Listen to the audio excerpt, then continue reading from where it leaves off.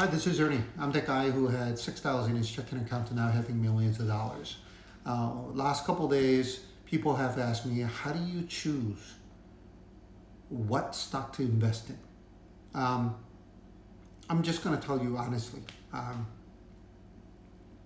Once you start training yourself to look outside, you could do this online at home, but when you spend a little bit of time outside, actually going to stores or talking to people, it will give you so many different ideas.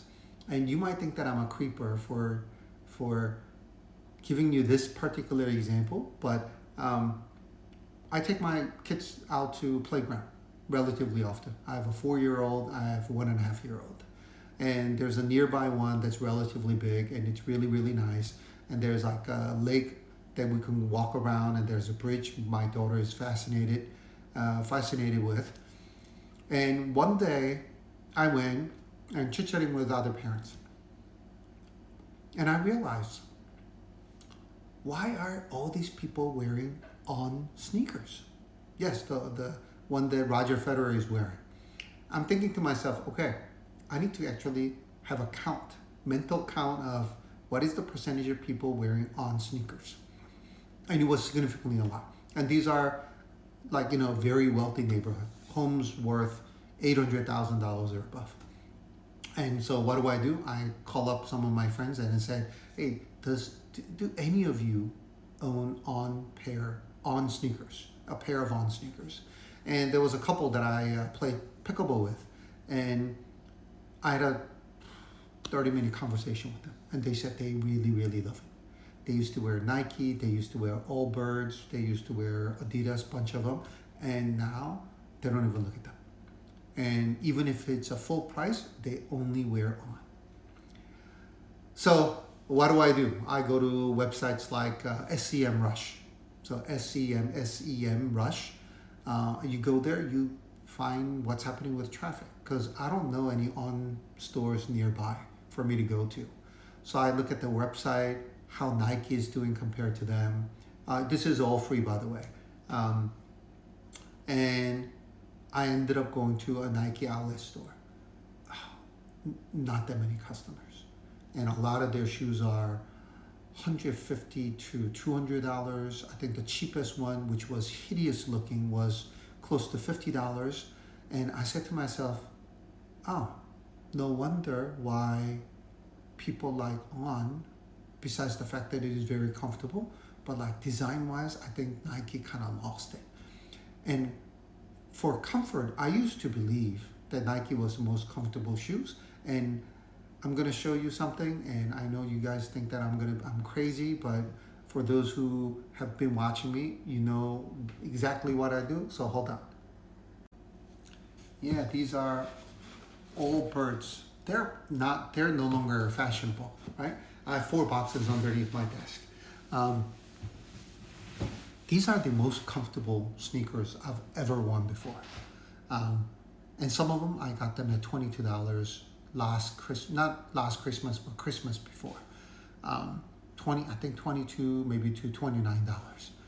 I'm thinking to myself, wait, these are great looking, most comfortable. Yes, it's a little bit out of fashion, that I can get for under $30, and Nike is selling hideous sneakers. And yeah, maybe Air Jordan is doing well, but everything else, I just don't see people buying. And you'd be surprised. I actually went up to one of the sales associates. I was like, oh, his store looks empty. And the person said, yeah, we're just not that fashionable anymore. That person was very honest. I'm like, oh, has store traffic been like this? It's like, yeah, it's been really slow. And I'm like, but there's Nike. And this sales associate said, yeah, that the aura around Nike brand is no longer there. So what do I do? I come home, sell Monday, sell call options, and whatever money I get, I use that money. Remember, I do not buy call or put options unless it's the house money.